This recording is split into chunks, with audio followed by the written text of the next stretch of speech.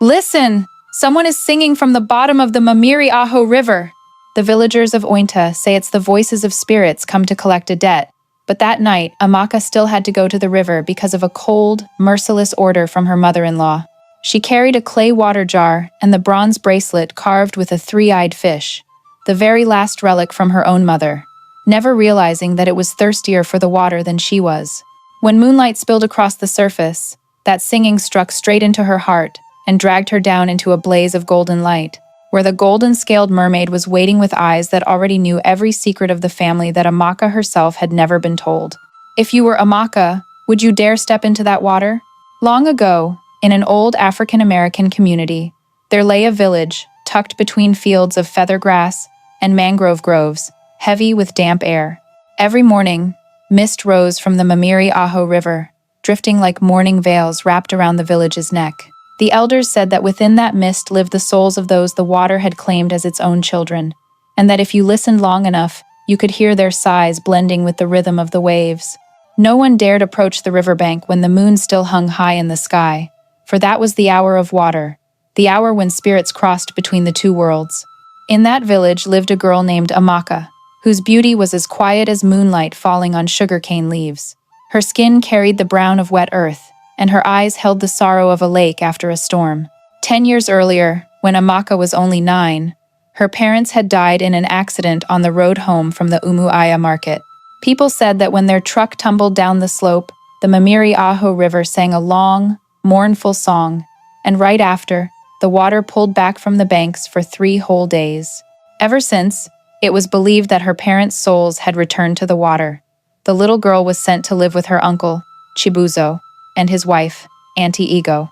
At first, Amaka thought she had found a new home, but once the last scent of funeral incense faded, warm voices turned to shouts, and shared meals became cold leftovers scraped onto the kitchen floor.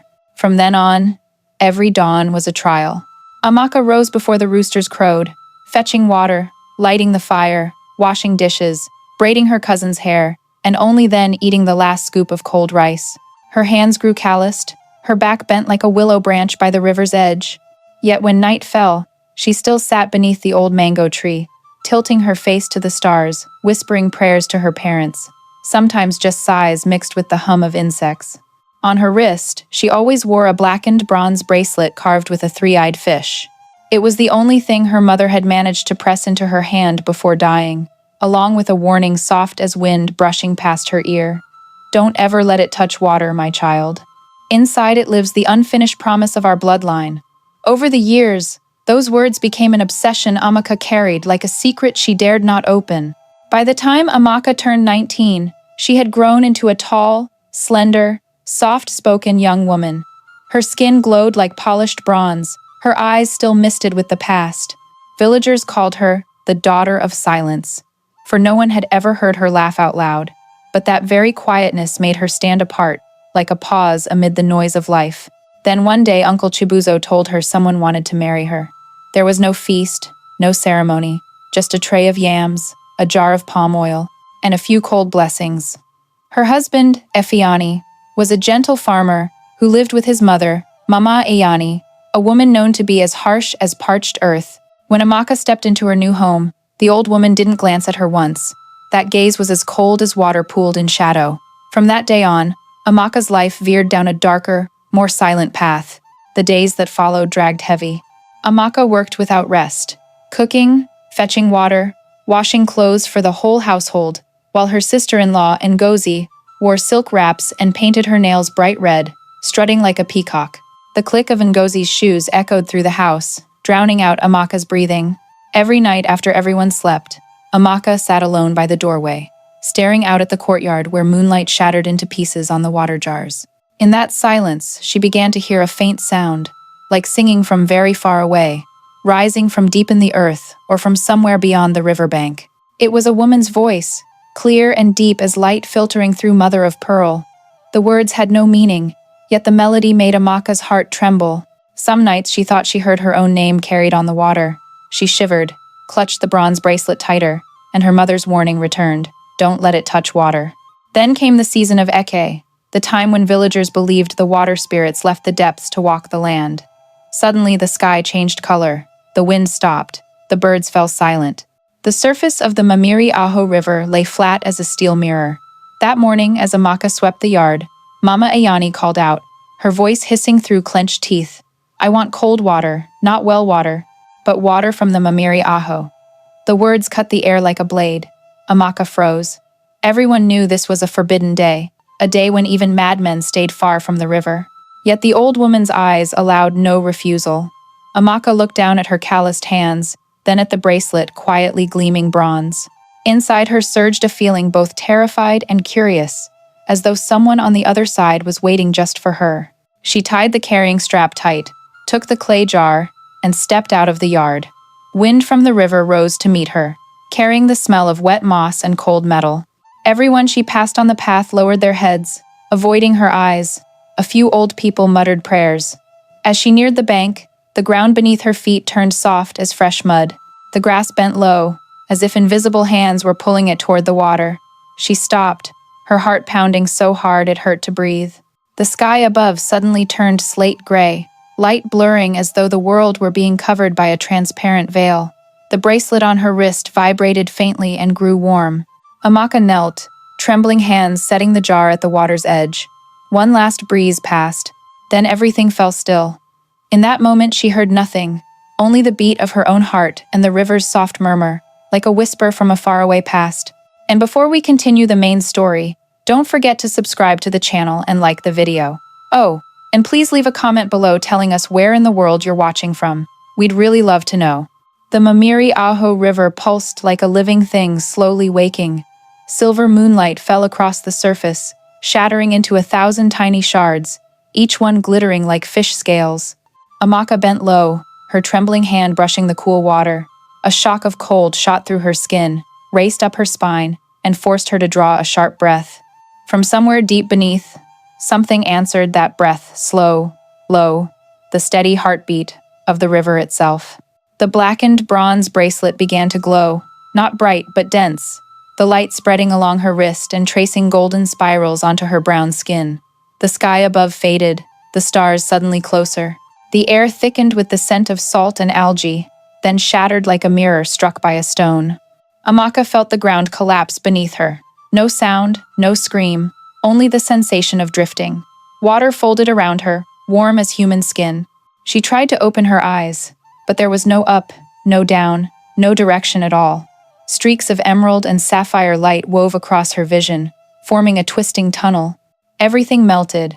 Fragments of memory, her mother's face, the kitchen fire, the tears of an orphan night, floated past like shards of glass. Then all the light gathered into a single point and bloomed open like a flower underwater. She landed softly on yielding sand, breath returning to her chest. Before her lay a world beyond words. Towers of white coral rose like spires, draped in glowing moss, while ribbons of luminous seaweed drifted like silk. Fish swam through the air, each one trailing a faint halo. The space was filled with music, yet no instrument played. It was the resonance of water, wind, and stone. At the center stood a palace built of shells and pearl. Light passed through its walls in shimmering rainbows, making the whole place seem to breathe. Amaka walked slowly, bare feet sinking into wet sand that left faintly glowing prints behind. Fear melted away, replaced by wonder, the primal awe of the first human who ever saw lightning. On a staircase of coral, a blaze of gold flared, and the singing she had heard in dreams rose once more. The sound was gentle, as mist yet powerful, as waves crashing against rock. Every note sent ripples of color through the water. From behind the coral throne, the mermaid emerged. Water parted around her like curtains. Her long tail curved and shimmered, scales of pure gold catching moonlight and scattering it into 1,000 sparks. Her skin was bronze kissed with silver, her black hair cascading like the river itself over her shoulders. Each movement shifted the water's hue, emerald to violet to warm honey. Strands of pearls and gold gleamed at her throat. Her eyes were huge, deep, and bright as polished metal. There was no anger in them, only a power that stilled the entire realm. Amaka stood frozen, heart pounding so hard she thought it might break. The mermaid glided forward without a sound, leaving a trail of golden light in the water. No words were needed. Amaka understood this being was neither human nor quite a god. She was the soul of water, the river's memory since the beginning of time. Every drop Amaka had ever touched carried her name. The mermaid paused, her gaze locking on the bracelet. A beam of light leapt from it, merging with the gold on her body. Without being told, Amaka knew they were bound by an invisible thread. In that instant, she saw her mother young, kneeling at the riverbank, wearing the same bracelet, offering it to a figure in the water, voice trembling, then light snuffing out like a candle. The vision dissolved like smoke. The water around the mermaid began to swirl. From the vortex rose dozens of small, half-human, half-fish beings holding coral branches like torches. They circled Amaka, not threatening, only watching. On the walls, mother-of-pearl reliefs showed a woman offering gifts to the river. Amaka recognized her mother's face with a shock that stole her breath. She sank to her knees, eyes lowered. A strange wind, though they were underwater, lifted her hair. Light around the mermaid on the throne grew brighter. The water trembled, forming millions of tiny bubbles, each one holding a fragment of human memory. A newborn's cry, laughter, screams of war, whispered prayers. All of it blended into the river's endless song. The light wrapped around Amaka. In that shimmering water, she felt herself seen to the very core. Every resentment, every fear, every longing for release rose clear and sharp. The mermaid closed her eyes, and a sigh echoed through the palace. The water at Amaka's feet turned pale gold, soft as silk, spreading outward. Within it, she saw her parents standing side by side, smiling, golden fish circling behind them. Warmth flooded her, and she knew the water had accepted her. She lifted her head, feeling for the first time that she was no longer cast aside. This strange world, though alien, breathed with something familiar. The forgotten part of her blood had awakened. Deep inside, the singing rose again, whispering like gentle waves. Child of water, do not fear. You have come home to where you belong. No further words were spoken, yet the colors shifted from gold to deep blue. Beneath her feet, the sand glowed like a carpet of stars. She closed her eyes and breathed in the scent of water and metal, the scent of beginnings. When she opened them, everything had changed. The world receded, and she felt herself rising, lighter and lighter, until the last light of the coral palace dissolved into nothing. When she awoke, mist still clung to her lashes. The surface of the Mermaid lay calm, no trace of what had happened, but the bracelet on her wrist was no longer black. It shone with the soft gold of first dawn. Wind passed over the river, carrying a distant song, the song of the one who had opened the door of water so she could step into her destiny. The Mermaid lay still as an enormous mirror, reflecting the first blush of dawn. The air carried the faint tang of algae and the sweetness of dew. Amaka sat on the bank, trembling all over, water dripping from her tangled hair onto her shoulders. She looked around, half convinced she was still dreaming. But the glowing grains of sand clinging to her palms and the thin halo spreading from the bracelet on her wrist proved it was real. The earth itself seemed to breathe. Through the thick mist, the river's long sigh lingered, low and heavy, like an ancient song echoing. She rose on shaky legs and lifted the clay jar. It was unbroken, the water inside clear as crystal. Sunlight struck the surface and made the water inside shimmer with gold. She felt something moving in there, not wind, but a slow breath. Her heart beat in time with it. For reasons she couldn't name, a strange peace settled over her. Fear dissolved, leaving only perfect stillness. The path home was long and uneven, winding past tall oil palm groves and patches of white reed. The sun climbed higher, glinting off her mud-caked bare feet in flashes that looked like fish scales. Amaka walked as if carrying the whole world inside her chest. Every footstep was a memory, every breeze, a whisper. Sometimes she thought she still heard the golden-scaled mermaid song drifting in the air, distant yet unmistakable, a thread stretching from the river's depths straight to her heart. When Mama Iyani's roof appeared through the bushes, Amaka's stomach tightened. No one came out to meet her. No dogs barked, no voices, no laughter. The front yard was empty. Dry banana leaves curled like claws. The yam vines withered. She set the jar down and called softly, but only her own echo answered. The air smelled faintly of ash. The wooden door stood ajar, and from inside came a thin moan, like wind threading through cracked stone. She stepped in. Dim light filtered through the walls and fell on a crumpled figure on the dirt floor. Mama Iyani. Blood streaked her legs. A knife lay tossed nearby. She must have slipped while trying to light the stove. Her face was ashen, yet her eyes stayed open, holding not fear but something like regret hidden behind layers of pride. Amaka froze. In her mind rang the gentle voice she had heard inside the coral palace, soft as mist. This is the mark of water. Choose. She closed her eyes and felt the blood surge in her veins. Memories flooded back, scoldings, meals flung to the floor, nights spent crying in the dark. All she had to do was turn and walk away. Every torment would end. Yet her hand reached out on its own. She tore a strip from the cloth at her waist, knelt, wiped the blood, and bound the wound. Each time her fingers touched the old woman's skin, the bronze bracelet flared brighter, giving off warmth. Mama Iani shuddered. The moaning faded. Her breathing steadied. As Amaka rinsed the blood away, the water in the basin turned pale gold. Light spilled through the room, slipping between the bamboo walls, dancing on the ceiling. Amaka stared, feeling the water speak to her, the river itself watching her choice.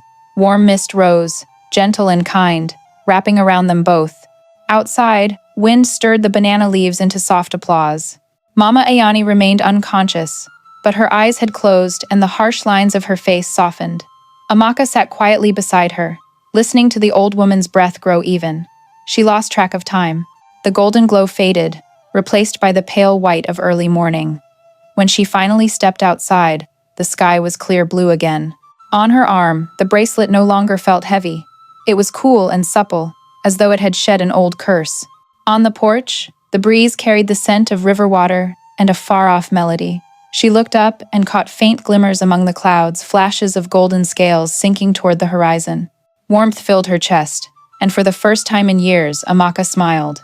It was small, but it lit her weary face like sunrise. That day, the villagers saw her walking to market with the old clay jar and a strip of white cloth tied around her wrist. No one knew she had crossed into the realm of water and returned. No one asked why the light around her seemed so gentle. Children paused their games to stare in wonder. The adults only nodded, sensing something sacred had passed. At dusk, Amaka returned to the bank of the Mamiri Aho. The water mirrored a ruby sky. She set the jar down and listened. From the depths rose a slender note, the golden-scaled mermaid's song, now softer, warmer, like a blessing. Wind threaded through her hair, whispering as if the river breathed with her own lungs. In that moment, Amaka understood the true miracle was not the magic of water, but the choice of a heart. The river still flowed, yet now it carried the pale gold of dawn. A few fallen blossoms drifted from the far bank, spinning like tiny boats. In midstream, a flash of light flared and vanished. Perhaps only the sun's reflection, or perhaps the flick of a golden tail slipping back into the deep. No one could tell. Only Amaka stood quietly, hand resting on the bracelet that now beat in perfect time with her heart.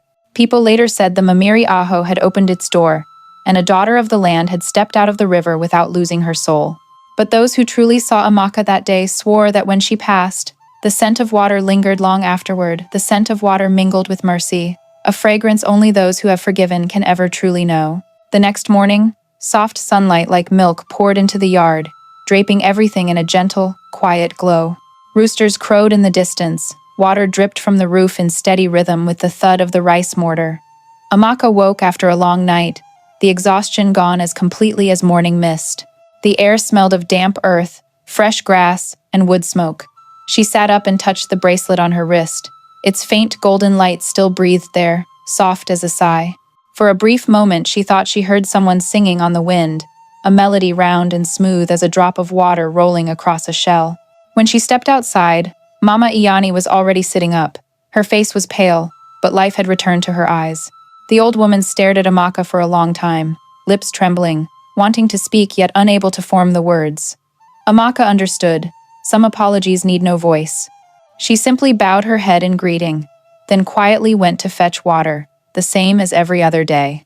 But when she dipped into the jar, she noticed a tiny light floating beneath the surface, like captured fire. She plunged her hand in. The water turned icy cool and sent chills all the way to her neck. When she drew her hand back, a small silver flask rested in her palm, engraved with golden fish scales curling around its body. It was heavy and warm, unlike anything she had ever held. Light from it shone through her fingers, tracing golden lines across her skin. From inside came a faint chime, not quite sound, more like breathing. She carried it to the table, but the moment she let go, the flask trembled and spun slowly, as if alive. Amaka leaned close. Her breath touched the rim, and the flask answered with a gentle puff of air. The voice, thin yet unmistakable, was the golden-scaled mermaid's. "Daughter of water, I leave this with you. Speak to it with a true heart, and it will answer. But remember, only when greed is absent does water stay clear." Amaka's heart pounded, half terror, half wonder. Instinctively she whispered, "If I could just hear my mother once more." The air changed. Incense filled the room, and from the flask rose the softest laugh, the same laugh she had known as a little girl. Tears spilled down her cheeks. She pressed the flask to her chest. Her tears soaked the metal and burst into 1,000 tiny stars of light. When she opened her eyes, the flask was silent again, yet warmth remained in her hands. From that day forward, Amaka's life began to shift. Whenever someone in the village went hungry, she placed the silver flask in the middle of the kitchen, bowed her head, and whispered a prayer. When she lifted the lid, the smells of hot rice, roasted yam, and grilled fish filled the house. Those who came for food never understood why. They only gave thanks. She told no one. The flask became a secret, shared only between her and the water. On full moon nights, when silver light spilled across the roof, she heard the flask murmur like wind over stone, the water spirits blessing her. Mama Ayani grew stronger. Day by day her gaze changed. Suspicion gave way to quiet thoughtfulness. Some nights she secretly watched Amaka light a lamp and bow over the flask, golden light washing across the girl's face. She didn't understand what had changed the child, but something strange stirred in her, half awe, half admiration. Effiani became cheerful. Meals rang with laughter. Neighborhood children came to play. The house that had once been silent now brimmed with life. Amaka kept her habit of walking to the river each morning, laying her hand on the water to thank the current for remembering her. She never dipped the bracelet again. She only let its light dance across the surface. Villagers began calling her the girl of bright water, because wherever she walked, the grass grew greener, and the wind carried a different scent. But every light casts a shadow. One afternoon, while Amaka shared food with orphaned children, Ngozi, the proud sister-in-law, watched from afar, her eyes fixed on the silver flask glowing softly in Amaka's palm, pale gold light flickering across the girl's face like flame.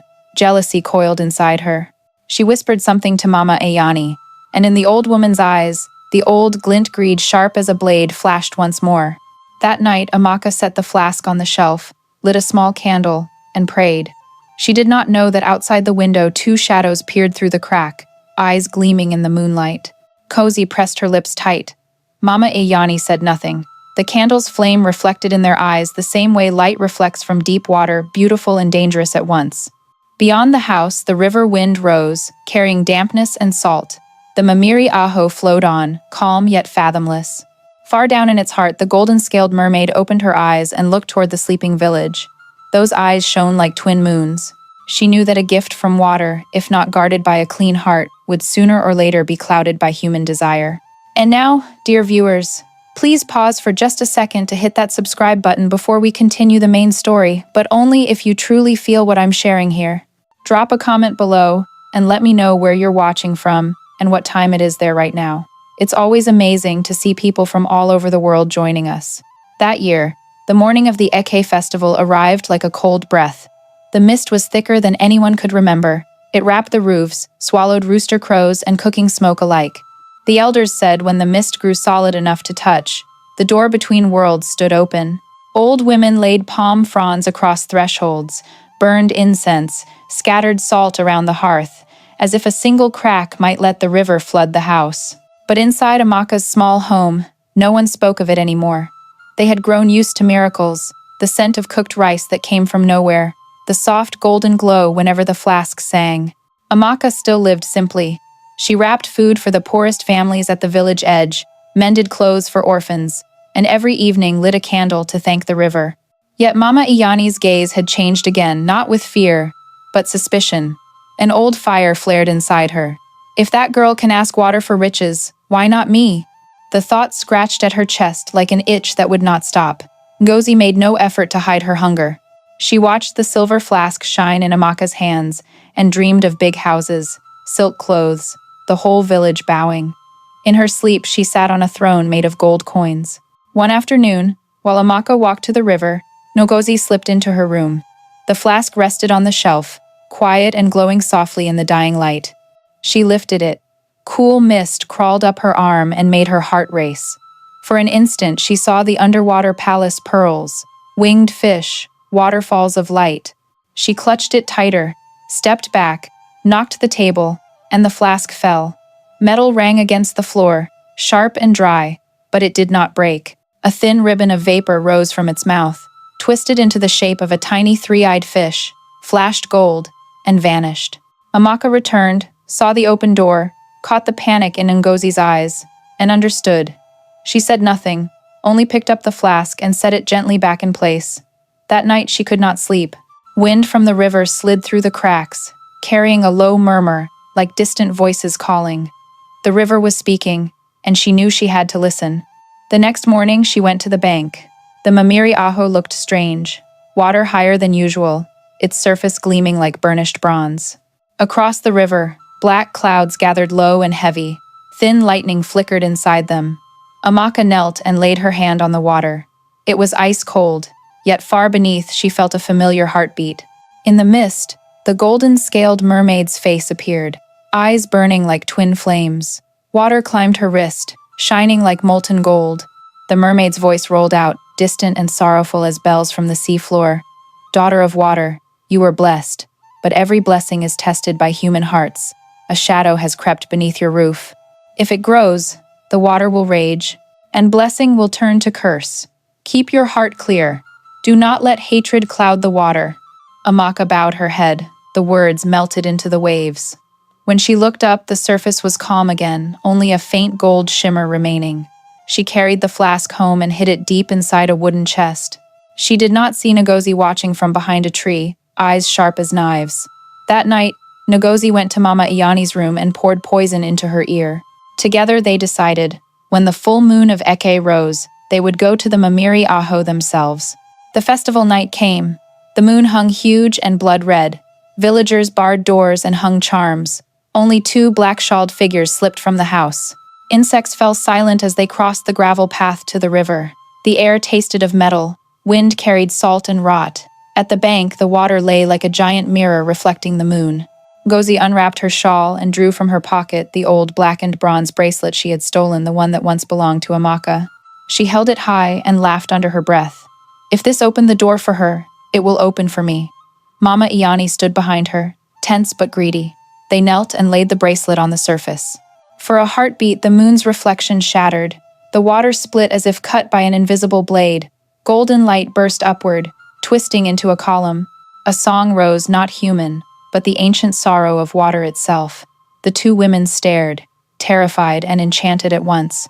From the center of the river, the mermaid rose. Her golden scales lit the sky. Water on her hair glowed like a halo. Her face was beautiful and cold, eyes deep and cutting as glass. In her hand, she held a twisted coral staff. Wind roared. Sand and leaves whipped through the air. No words were spoken. The water began to spin.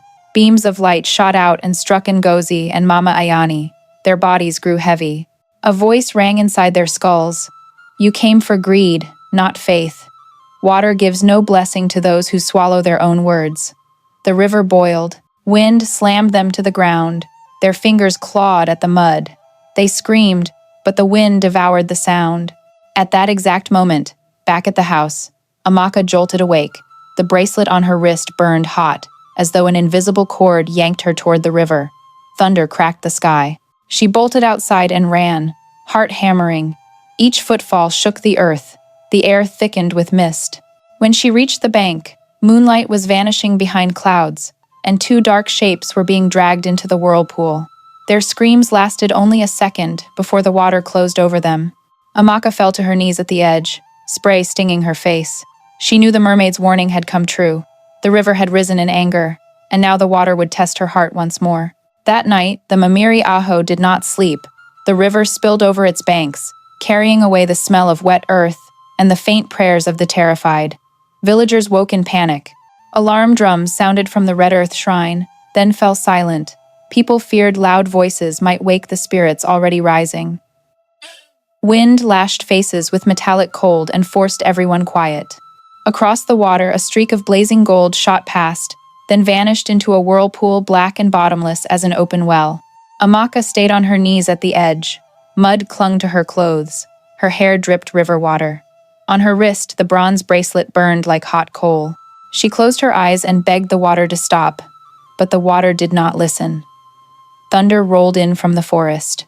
Another glow rose from midstream, and inside it the mermaid appeared, golden scales flashing against lightning, eyes cold and sharp as sword steel. The surface parted in a perfect circle around her. Wind died. Insects went still.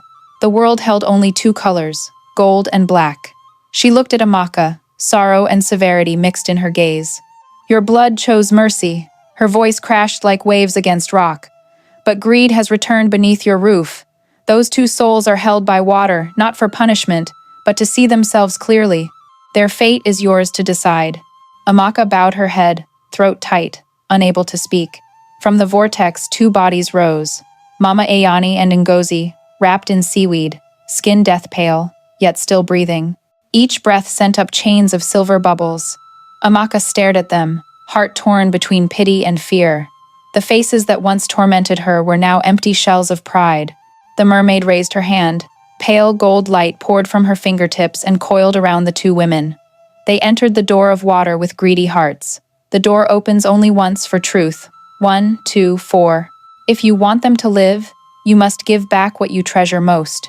If you let the water keep them, your blessing remains untouched, but your bloodline will never know peace. Wind rose again, carrying a deep groan from the river's heart. The surface began to glow. Small waves reflected the faces of everyone Amaka had ever helped: the hungry child, the blind mother, the old man who lost his son, all smiling at her from the far bank, bathed in light, as if the river itself were reminding her, mercy saved you once, it can save again. Amaka pressed her hand to her chest, feeling her heartbeat match the river's pulse. She knew what she treasured most: the silver flask. It was the gift of grace, the bridge between her and the water. To surrender it meant she would never again hear the river's voice. She looked at the two women sinking lower, then up at the sky where clouds had swallowed the moon. She unfastened the flask from her belt and held it high. If water demands this for their release, I give it. Wind fell instantly still. Gold light burst from the flask, flowed into her arms, spread through her whole body. The river surged up, took the flask, and swallowed it in a column of light. At the same moment, heat flared from the bronze bracelet, poured into the ground, and grass sprang tall around her feet. The water level dropped, the whirlpool unwound. The two bodies were pushed gently onto the bank, coughing and gasping. They lived. Amaka collapsed. Her body felt light as smoke, yet her heart was calm. The mermaid watched her for a long moment. The light in her eyes had warmed, almost tender. You chose rightly. From now on, the water will be quiet, but your gift has returned to its source. Remember, every blessing must be kept by sacrifice. The words drifted away on the wind. The river closed. The mermaid sank, leaving only a few golden scales floating on the surface. They glittered like fallen stars, then dissolved into sparkling dust along the shore. At dawn, the villagers found Amaka asleep at the water's edge, clothes soaked, face peaceful as a dreamer's. Beside her lay the two women, still coughing, bodies streaked with mud and weed. They carried all three home. No one knew what had happened, only that from that day the river ran clearer than ever. Fish filled the nets, and no one heard crying in the night again. Mama Iani woke with red eyes and stayed silent for many days. Ngozi said nothing at all. She sat on the porch, staring toward the river, sometimes touching her throat as if to be sure she was still alive. Amaka went back to her work without a word about that night. On her wrist, the bronze bracelet now lay cool and smooth, as though newly made. At sunset, she walked to the river one last time. The water mirrored a violet sky. Wind carried the scent of young algae. She whispered thanks to the river for sparing the lives of those who had hurt her. For an instant, ripples spread from her fingertips, and from the center rose a faint song, the mermaid's voice, far away, like the smile of water itself. In that moment, Amaka understood. Even though the flask was gone, the river still lived inside her heart, and the water spirits would watch over every step she took. She stood, the dying sun drawing a golden line across the river, a quiet farewell.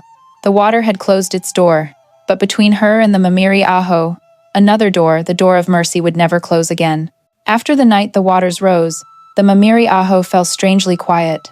The river lay still, a long ribbon of silk stretched between banks of fresh grass. The sharp smell of algae was gone. No more weeping carried on the wind. Only the scent of damp earth and pale early sunlight gently covered the roofs and the faces of villagers waking with lighter hearts. People said the water had forgiven. Fish swam back into the rice fields, swamps came alive again, and frogs sang after seasons of silence.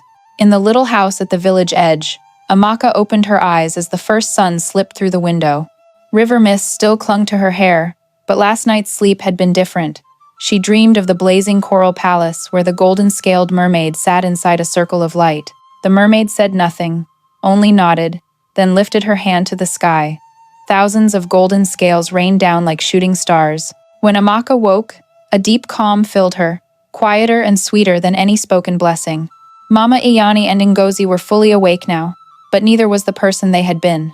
Mama sat for hours on the porch, eyes fixed on the river. Sun had darkened her skin. A thin scar like a thread marked her neck, the mark of that fateful night. When villagers asked, she only shook her head, voice soft as passing wind. The water taught me fear. Ngozi followed quietly behind Amaka whenever she went to market, saying nothing, only carrying the baskets. The fingers once painted red were now bare and broken-nailed. She no longer looked in mirrors or laughed loudly. Both women were like leaves that had been scorched and were slowly learning to grow green again. Amaka neither blamed nor reminded. She worked steadily raising chickens, planting yams, helping the poor. When people asked the secret of her good harvests, she only smiled. In her heart, she knew the water had left a portion of grace in the soil, and she was merely its keeper. Every morning, when the mist lifted, she walked to the river, knelt, and touched the surface. The water was cool but no longer strange. In the ripples, she saw her own reflection and the faint glow coming from the bronze bracelet on her wrist. The bracelet had changed color. Bronze shot through with gold, light swirling like fish scales, and at its center, a tiny crack shaped like an eye, the river's final seal. Word of the change spread across Orento. Elders told children the story of an orphan girl who dared enter the river on a forbidden day and returned with a clean heart. They called her Momo Omi, Child of Water. Strangers came from other villages, begging her blessing. Amaka refused, only invited them to sit beside the river and listen. Water does not hear requests. It hears only the heart, she said, voice gentle as mist. And when they grew quiet, only small waves remained. Something seemed to move far below a flash of gold that rose and vanished. The river's quiet, yes. The village slowly learned to live in harmony with the water. No more trash was thrown, no fields pushed too close to the bank. Each Eke season they lit candles, floated flowers, and no one forgot to bow. Children played along the edge but always left a white pebble behind, calling it their thank you stone. Orento came back to life after a long illness.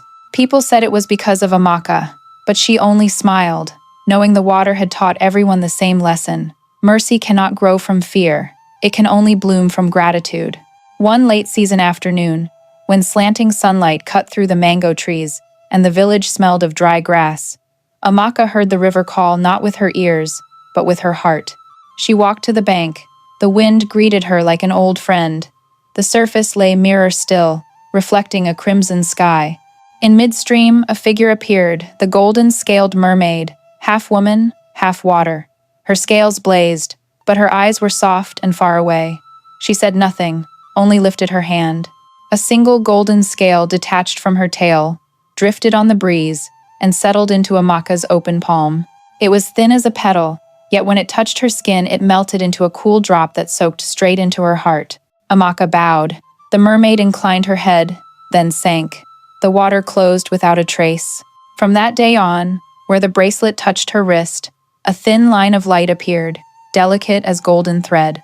At night, it glowed in time with her breathing, proof that the water still lived inside her, flowing with her blood. In the years that followed, people still saw Amaka walking the paths, carrying her quiet smile. Wherever she paused, grass grew greener, well water ran clearer. She never spoke of the past, only taught children the old song, "When water calls your name, answer with kindness." And on Eke nights, people swore they heard the mermaid's voice weave together with Amaka's two melodies entwined, sweet as the long-separated breath of earth and water finally meeting again. All right, my dear viewers, if you're watching and loving this story, drop a 1-inch the comments or just say, "I am hearing," so we can keep going together. Years passed like quiet breaths. Orento had shed its old skin. The once forbidden bank of the Mamiri Aho became a place people sought for peace. Every morning the water lay mirror flat, reflecting the sky. Fish leapt in perfect rings, white birds crossed overhead like silent blessings. The villagers built a small shrine of coral stone on the bank. Inside, they placed a bowl of clear water and a single golden lotus. On its petals, they carved Amaka's name in tiny letters and called her the one who carries the breath of water. Amaka lived simply in a little house near the market. Silver threads now ran through her hair, but her eyes stayed as bright as ever. She no longer carried the silver flask. Yet wherever she walked, the faint scent of river water and a pale golden light followed. Children loved to trail after her, begging for the story of the golden-scaled mermaid. She only smiled, warm and soft as sunset, and said, "Water wears many faces, but it only reflects what we keep inside our hearts." Each rainy season, the river rose, washing silt clean and bringing fresh life. Villagers swore they saw Amaka walking through the downpour, clothes soaked yet smiling, eyes distant. Beneath lightning, the bronze bracelet on her wrist blazed like a fallen piece of sun. She always gave quiet thanks, knowing the water was still watching over hearts that might forget their promises. Then one day, a stranger came to Orento, a merchant from the city carrying bolts of silk, sacks of salt, and heavy gold coins. He had heard of the daughter of water and sought her out. When they met, he bowed low. "They say you can make barren land green again. I beg you for my homeland, where fields lie dead and rain has not fallen in years." Amaka looked into his eyes and saw not only despair but true faith. She agreed to go. They crossed hills and sun-scorched plains. When they arrived, she knelt and laid her palms on the cracked earth. It was hot and lifeless, not a trace of moisture. She closed her eyes and listened. For a long time, there was only silence. Then, far beneath, a faint heartbeat, slow, weak, the pulse of sleeping water. She whispered not a prayer, but thanks. A breeze stirred, dust rose, and the first raindrop fell. Rain poured, heavy as pearls. People dropped to kiss the ground, while Amaka lifted her face to the storm. From that day, the land revived. Trees greened, wells filled. They say where Amaka's hands had touched, a palm tree grew, whose trunk glowed faint gold at night. On it, they carved small words, "Water remembers." But Amaka took no credit. "Water only returns where it is called by gratitude," she said. News spread.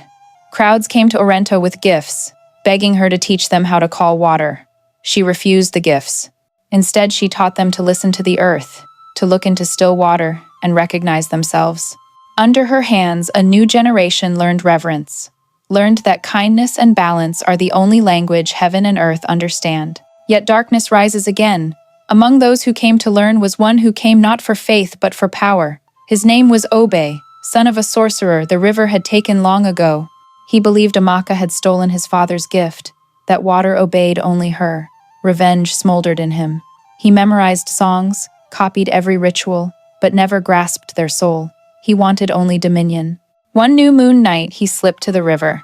He stood where the shrine once stood, carrying a silver knife and a bowl of water. He cut his palm, let blood drip, and called the mermaid's name. The river stayed silent. In rage, he hurled stones and shouted, "If water hears her, it must hear me." Wind exploded. The surface turned dull bronze gray. White foam boiled. From the depths, gold flashed. A shape rose, but it was not the golden mermaid. It was Obe's own reflection, twisted and black, eyes empty. It laughed once and dragged him under. His scream lasted only a heartbeat. Next morning, the bank was torn open. Water had surged and retreated strangely. In midstream floated a single golden scale. Amaka came, picked it up. It was warm as a pulse. When she set it on the earth, it melted into a clear drop. She knew the mermaid still watched, and water had guarded itself. That night she stood at the edge, moon mirrored on the surface. She whispered, "Mother Water, I understand now. Blessings are not for keeping, they are for giving away." Wind answered, small waves rolled, and for an instant she saw the mermaid far below, smiling. She felt the river's breath join her own, two heartbeats from the same source. The next morning, a cluster of wild golden flowers had sprung up on the bank. Amaka called them flowers of mercy. She said whoever picked one with clean hands would be blessed by water. And so, every Eke season, the village picks one golden bloom and sets it drifting on the river, reminding one another, Gratitude is the only inheritance water ever asks humans to keep. 10 more rainy seasons slipped by, and Arento almost forgot the days of fear. The Mamiri Aho flowed gentle and generous. Nets came up heavy with fish, patties brimmed with water. Folk songs now used Amaka's name like a blessing. Daughter of water, give us another golden harvest. And out of habit, whenever the river ran low, people drifted to the bank, tossed golden flowers, and demanded the water pay them back. No one remembered that blessings are gifts, not debts. At first, Amaka only felt sorrow. She still rose early, tended her garden, taught the children, and whispered thanks to the river each night. But the festivals grew louder. Drums, incense, shouted prayers. Stalls sprang up selling holy water drawn from the Mamiri Aho in little glass bottles, hawked as cures for every ache. Fake gold charms and plastic pearls flooded the market. Everyone wanted a piece of Amaka's miracle. She watched it all and felt her heart turn to stone. One afternoon, passing the market, she saw children hurling rocks into the river, laughing. "Let's wake the mermaid so the rain comes faster," their laughter cut like knives. She walked over, picked up a stone, and let it fall gently. Ripples spread. In the widening rings, the moon appeared early, but its color was cold bronze. A strange breath moved through the wind, rank, heavy. Deep inside, Amaka shivered. The water was angry. That night she dreamed the river had turned thick as molten glass. Broken golden scales drifted along the bottom like dust. In the center sat the golden-scaled mermaid, light dim around her, eyes glittering with sorrow. She lifted her hand. Images appeared in her palm, villagers dancing, throwing trash into the water. Her voice came faint and weary. "My daughter, they have forgotten the promise. When humans demand more than gratitude, water withdraws, and the land thirsts." Amaka woke drenched in cold sweat. At dawn, she went to the bank. The river had fallen far lower than yesterday. Reeds stood naked in cracked mud. The playful golden glimmers that once danced on the surface were gone. She laid her hand on the water and felt only a pale chill, no familiar heartbeat. She knew the river was taking its grace back. She walked through the village, begging people to quiet the festivals, to give the Mamiri Aho silence again. They laughed, called her old, said the world needed joy, not fear. Some even sneered, "If you've lost your power and the water no longer listens to you, let someone else pray in your place." She turned away without a word. 3 days passed, no rain. 5 days, the patties split open. The riverbed lay bare to the stones. Fish floated belly up under the sun. Children cried for water. Grown-ups fought over the last buckets. Only then did they remember Amaka. They crowded her doorway, fell to their knees, begged. She felt no anger, only a sorrow as deep as the river once was. "I taught you how to give thanks," she said. "You chose to demand instead. Water belongs to no one. It only listens to honest hearts." They wept, clutched her clothes, pleaded for her to go to the river one last time. She agreed, knowing in her bones it would be the last. That evening, Amaka walked to the Mamiri Aho. The sky burned red as fire, wind scorched the skin. The whole village followed in silence. When she stepped onto the cracked mud, dry grass snapped beneath her feet. She knelt, palms on the earth, but felt no pulse of water. She bowed her head, closed her eyes, and called with her heart, "Mother Water, if anything of me still matters, forgive them. They only forgot. They are not wicked." Silence. Then, far away, a single thread of gold flickered, small as a candle flame. She opened her eyes. In the empty riverbed, a thin stream of water appeared, twisting like a golden snake. It stopped before her and rose into the shape of the mermaid. She was no longer radiant. Her scales had dulled to ash. Her voice rasped like wind over stone. "You plead for them again?" the wind asked. Amaka nodded. The mermaid tilted her head. "Do you not know that kindness, when it is not treasured, becomes a chain? They will forget again." "If they forget," Amaka answered softly, "I will remind them." The mermaid looked long into her eyes. A faint smile touched her lips. "Then water will test you one final time." She sank, carrying the golden thread back into the earth. Thunder crashed. Black clouds rolled in like great birds.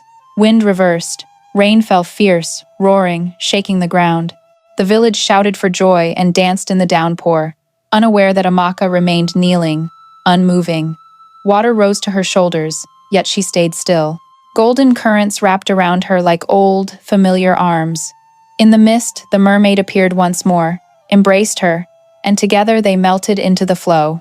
When the rain stopped, the people searched everywhere but could not find Amaka. Only the bronze bracelet lay on the bank, shining under the moon. The river had filled again, clear and sparkling as mirror glass. From that night forward, every Eke season, voices rise from beneath the water. Two voices braided into one. One human, one of water. The village understood that Amaka had gone home to the place she truly belonged, to watch over them so they would not forget again. Whenever greed stirs in someone's heart, clouds gather, and rain falls hard, reminding them, blessings cannot be abused, and water, like mercy, is given only to those who know how to bow. Many years later, when those who had known Amaka had turned gray, the Mamiri Aho still flowed gentle as a golden ribbon through Orento. No one could recall the exact day she vanished, only that the sky had poured like judgment that night, and by morning the river stood higher than ever, clear as crystal. Children grew up with the elders' warning, never disturb the water on Eche night. That is when Amaka sings with Mother Water. The saying slipped into lullabies and folk songs, passed down like the river's own breath. They say that on bright moon nights, if you stand quietly on the bank and listen, you can hear two voices become one. One is low and warm like wet earth, the other high and slender like a falling star. They twist together into a single endless note, no beginning, no end, like the life of water itself. When children ask who is singing, the old ones only smile and answer, the mermaid with two voices, one from the deep sea, one from a human heart. Orento has known peace ever since. Crops come steady, the river has never run dry again. On Eke, no one throws loud festivals anymore. They light candles on the bank, set golden flowers adrift, and bow in silence. No demands, only thanks. They call it the night of gratitude. Children play in the sand, old men tell the little ones about Amaka, voices rough but eyes bright whenever they speak of the bronze bracelet and the golden-scaled mermaid. The palm tree where Amaka once prayed for rain still stands tall. Its trunk glows faint gold at sunset. People say its roots reach the water, and with every rustle of leaves, Amaka's spirit rises, riding the wind. Sometimes, when distant thunder growls and lightning strikes the river, a streak of gold flashes beneath the surface. The girl from long ago, black hair swirling in the current, eyes bright as moonlit water. No one knows if she is still human or has become spirit. Only that wherever kindness lives, there the breath of water lingers. Travelers returning from far markets still tell how, in the worst droughts when earth splits open, a child who sings Amaka's lullaby brings soft rain just enough to wash away the dust. No one sees her, yet everyone feels gentle eyes watching from the water's face. Then one late harvest afternoon, hundreds of tiny golden flowers appeared along the bank. Their petals were soft and cool as fish scales, fragrant as fresh rain. When the wind rose, petals drifted onto the river and glimmered like scattered light.